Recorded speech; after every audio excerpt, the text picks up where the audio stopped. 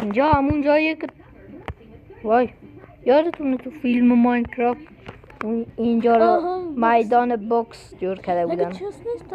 نه تبدیل به میدان بوکس کرده بودن.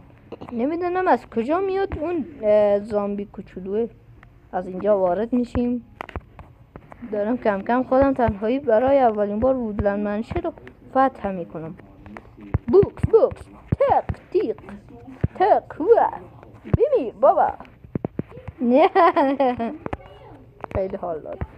خب دوستان عزیز باید بریم وودلند منشن رو فتح کنیم. حمله هست یادم از بود یک دفعه آمده بودم یک دفعه دیده بودم.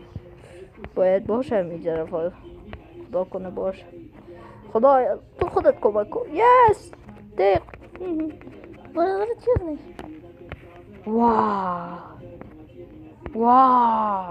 واه عجب لوتی. خیلی لوت باحالی بود. بیدا این میذاریمش که من نیاز ندارم خیلی اینو.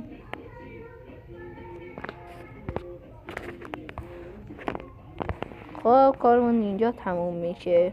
بعدم اول باید بریم من طبقه سوم. فعلا که هیچ چیزی به غیر از پیلیجر و اوکر که اولین اوکرمون بود ندیدیم. باید راه مخفی رو فکر کنم یه جا دیده باشم. تو چرا نشستی؟ بقیه همون داریم می جنگیم. خب همگی بریم به سمت جنگ. زنده باد جنگ. بیاین. زنده باد ماینکرافت. برای کی؟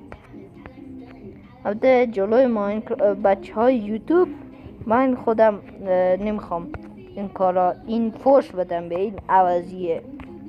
معذرت میخوام بچه ها. خب بذار اینجا رو بکنیم یه دفعه. خدایا شانس ما. داداش نمیخوای منو تبدیل به یه حیوان کنی؟ مثلا خر بگی، گوسفند بگی، چیزی ها؟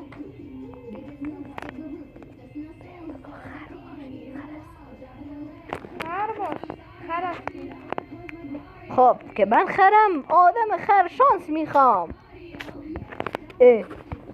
باید من خر شانس باشم. خر شانسم.